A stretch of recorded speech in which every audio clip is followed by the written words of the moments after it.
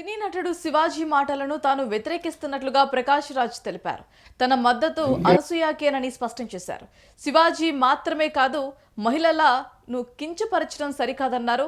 అతని మాటల్లో అవయవాలు మాత్రమే అతనికి కనిపించినట్టు ఉన్నాయని పేర్కొన్నారు. దేశంలో ఒక హంతకుని పాలన కొనసాగుతోందని విమర్శించారు.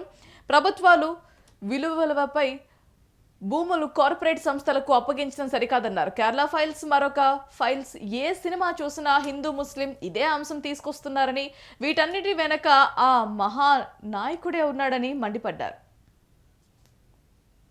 మీడియా అనుకున్నట్టే సినిమా ఇండస్ట్రీలో కూడా అందరూ అమ్ముకున్నారు.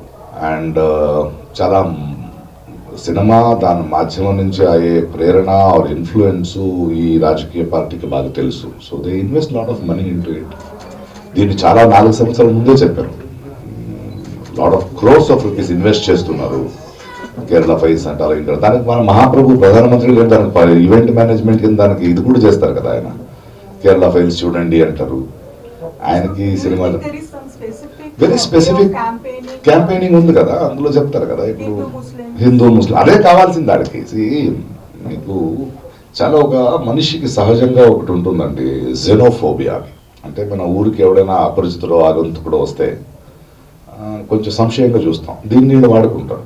ఫస్ట్ మనల్ని విడదీసి దానికి కావాల్సిన కార్యక్రమాన్ని క్రియేట్ చేస్తారు. దాన్ని భయంగా మార్చాలి కదా, దాన్ని ద్వేషంగా మార్చాలి కదా. దాన్ని కోము దంగలో రేప్స్ కొట్టడము స్టార్ట్ చేసి మన మీద కొట్టుకునేలా చేస్తారు. వాళ్ళ పనులు అలా చేస్తుంటారు. సో ఈ ఫిల్మ్ వస్తున్నాయి అనేది చాలా వాస్తవం. అండ్ నేను దేన్ని బ్యాన్ చేయనని చెప్పను. Let the people see. Ban చేయడంలో ఏముంది, పీపుల్ చూడండి.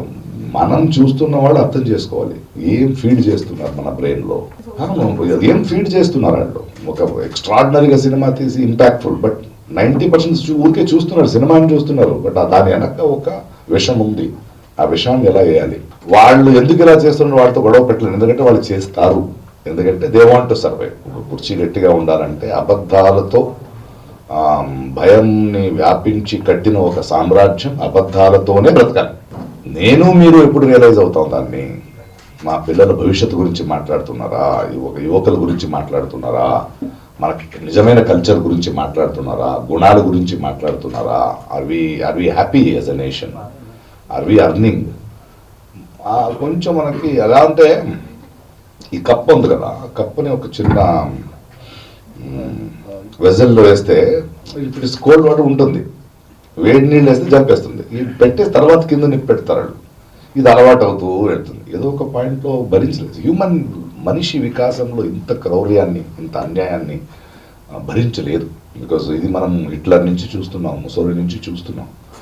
అక్కడి నుంచి ఇతిహాసం నుంచి మనం పాఠం నేర్చుకోవాలి తప్పితే ఇంకేముంది. అండ్ ఎప్పుడు దాకా ప్రజలకి ఇది నా దేశం, రాజకీయం చేయాల్సింది నేను, వాళ్ళు కాదు, వాడు మాకు భిక్ష చేయట్లేదు అని మనకి అర్థమవ్వదు, అప్పుడు దాకా ఇలా ఉంటుంది.